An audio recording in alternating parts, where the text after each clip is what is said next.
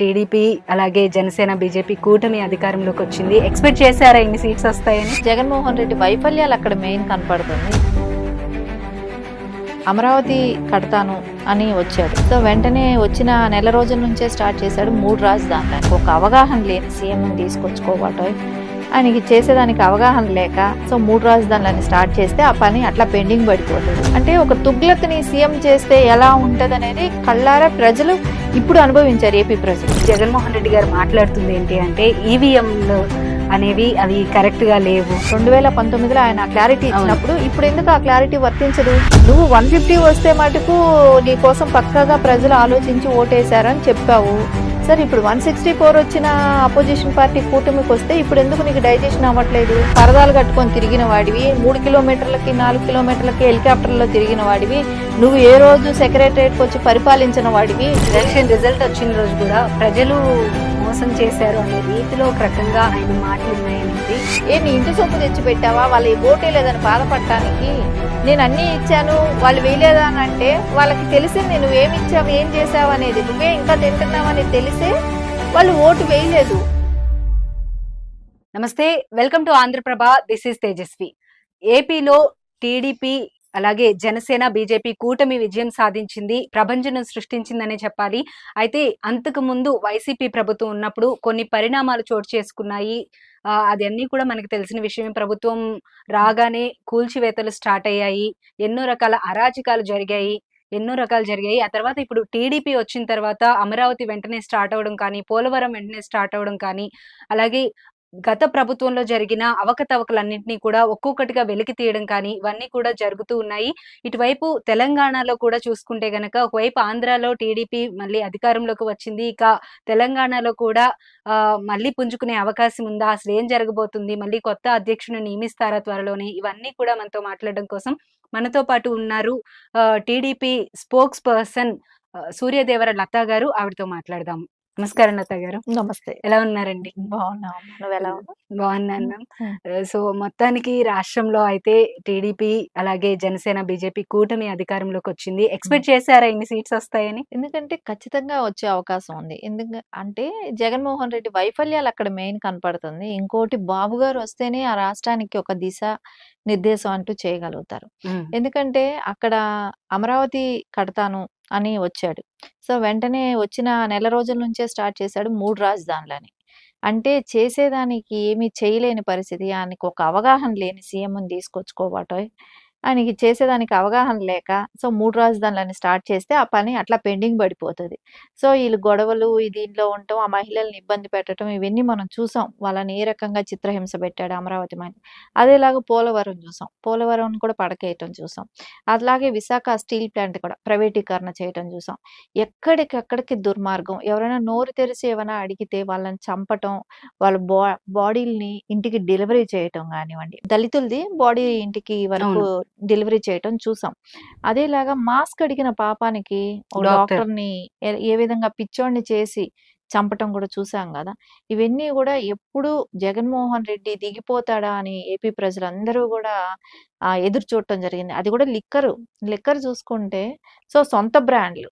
So ఇది వరకు సొంత బ్రాండ్లు పెట్టుకోవటం, అది కూడా పేర్లేంటి రాజధాని అని, ఇట్లాంటి పేర్లు. ఏదైతే రాజధానికి అంటే ఏపీలో ఏదైతే పెట్టాలి, ఏదైతే చేయాలనుకున్నారో అలాంటి పేర్లన్నీ కూడా లిక్కర్లకు పెట్టి వాటిని తిప్పడం అంటే ఎంత అవహేళన చేశాడు రాజధాని అనేది.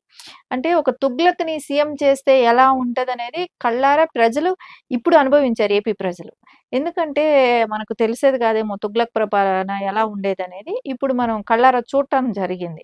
సో వీటికన్నిటికీ విముక్తి కావాలి అనుకున్నప్పుడు ఖచ్చితంగా చంద్రబాబు నాయుడు గారు సీఎం అయితేనే రాష్ట్రానికి అభివృద్ధి కానివ్వండి, యువతకే కానివ్వండి, ఉపాధి కానివ్వండి, అన్నిటికీ మంచిగా ఉంటదనే ఒక ఆలోచనతోనే వాళ్ళు గట్టిగా నిర్ణయించుకున్నారు. వాళ్ళ కసి అంతా అక్కడ చూపెట్టారు. ఎట్లాగైనా సైలెంట్ ఓటింగ్. కొంతమంది ఏంటంటే బయట దేశాల నుంచి కూడా రావటం, విదేశాల నుంచి వచ్చి వాళ్ళు కసిగా పనిచేయటం కూడా జరిగింది. నెల ముందు లీవ్ పెట్టుకొని వచ్చి అసలు తెలుగుదేశాన్ని గెలిపించాలి అని వాళ్ళు అవేర్నెస్ తీసుకురావటం, ప్రజల్లోకి వెళ్ళి వాళ్ళు మన రాష్ట్రం ఎంత పాడైపోయింది, ఫ్యూచర్ నాశనం అయిపోతుంది, పిల్లల భవిష్యత్తు బాగోలేదు, గంజాయి, డ్రగ్స్ ఇవన్నీ ఎక్కువైపోయాయి, వీటికన్నిటికీ చెక్ చెక్ పెట్టాలి అనంటే చంద్రబాబు నాయుడు గారు లాంటి వాళ్ళు రావాలి అని చెప్పి వాళ్ళు చదువుకున్న యువత అంతా గూడా అంటే విదేశాల్లో వాళ్ళ ఉద్యోగాలకు కూడా పాపం లీవ్ పెట్టుకొనొచ్చి ఆంధ్రప్రదేశ్ మీద ఉన్న ఇంట్రెస్ట్‌తో మమకారంతో. మమకారం చంపుకోలేక ఎందుకంటే పుట్టి పెరిగిన ఊరు, హ్మ్. ప్రాంతం అంతా పాడైపోతుందనే దానికి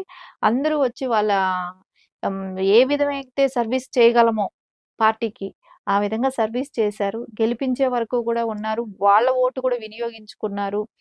వచ్చి అంటే కొత్తగా ఓటొచ్చిన వాళ్ళు కూడా ఎంఎస్ అలా చేయటానికెళ్ళిన హ్మ్. వాళ్ళు కూడా వచ్చి ఓటేసుకొని వెళ్ళటమే గానీ ఇవన్నీ చూసాం. ఇంకోటి పక్క రాష్ట్రాల నుంచి గూడా హ్మ్. అటు తమిళనాడు గావచ్చు, కర్ణాటక గావచ్చు, తెలంగాణ కావచ్చు, ఎక్కడైనా బాంబేలో పనిచేస్తా ఉన్నా, చెన్నైలో ఇది ఢిల్లీలో పనిచేసే వాళ్ళు గాని, ఎక్కడ పనిచేసే వాళ్ళందరూ కూడా స్వచ్ఛందంగా వచ్చేసారు. వచ్చి వాళ్ళ ఫ్లైట్ టికెట్లైనా యేసుకొనొచ్చి, హ్మ్.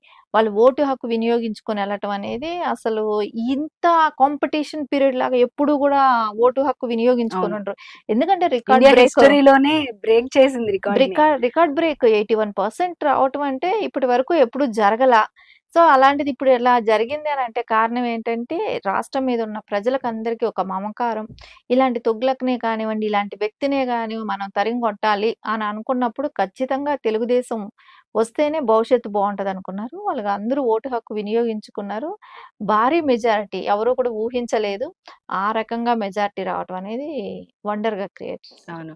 ఒకవైపు అధికారంలోకి రాగానే ఇంకా ప్రమాణ స్వీకారం గూడా అవ్వకముందే అమరావతి పనులు స్టార్ట్ అవ్వడం కానీ, హ్మ్. మొత్తం అన్నీ కూడా వరుసగా ఒక్కొక్కటి స్టార్ట్ చేసేసారు ఫాస్ట్‌గా. అందులోనూ ఆహ్, పెన్షన్స్ కూడా వెంటనే ఇస్తాము అని చెప్పినట్లుగానే ముందున్న 3 నెలలకు కూడా కలిపి 7,000 పెన్షన్ ఇస్తామనేది కూడా జులై నుండే ఇచ్చేస్తామని చెప్పి కూడా అది కూడా తప్పకుండా సక్సెస్‌ఫుల్ చేయాలనైతే చాలా గట్టిగా ప్రయత్నం చేస్తూ ఉన్నారు. ఇటువైపు పోలవరానికి సంబంధించి గూడా మండే అంతకుముందు ఏ విధంగా అయితే ఆయన ప్రాసెస్ చేశారో ఎవ్రీ మండే దీనిపైన ఉంటుందని చెప్పి, ఇదంతా మనం చూస్తున్నాం. అయితే ఇప్పుడు మళ్ళీ జగన్మోహన్ రెడ్డి గారు మాట్లాడుతుంది ఏంటి అంటే, ఈవీఎంలు అనేవి అవి కరెక్ట్‌గా లేవు.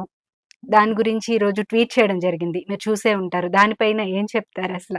అంటే జగన్మోహన్ రెడ్డి 151 వచ్చినప్పుడు ఎందుకు అప్పుడేం చెప్పాడు? ఇ అందరూ అప్పుడు అన్నప్పుడు ఏమన్నాడంటే ఈవీఎంలు హ్యాక్ చేశారు. అందుమూలాన అంతొచ్చిందేమో అని కొంతమంది అప్పట్లో అభిప్రాయపడ్డారు. అభిప్రాయపడ్డప్పుడు అప్పుడేమన్నాడంటే, ఇప్పుడు మనం ఓటు వేయటానికెళ్తాము. బటన్ నొక్కినప్పుడు అక్కడ స్లిప్పొస్తది. ఆ స్లిప్పుని చూసే కదా అందరూ బయటొస్తారు. వాళ్ళకి కరెక్ట్‌గా నొక్కిన స్లిప్ వాళ్ళది బయట రానప్పుడు వాళ్ళక్కడే గొడవ పడతారు గదా! అని ఆ రోజు మాట్లాడాడు. 2019లో ఆయన క్లారిటీ అవును. ఇచ్చినప్పుడు, ఇప్పుడెందుకు ఆ క్లారిటీ వర్తించదు? నువ్వు 150 వస్తే మటుకు నీ కోసం పక్కాగా ప్రజలు ఆలోచించి ఓటేశారని చెప్పావు. సరే ఇప్పుడు 164 వచ్చిన అపోజిషన్ పార్టీ కూటమికొస్తే ఇప్పుడెందుకు నీకు డైజెషన్ అవ్వట్లేదు?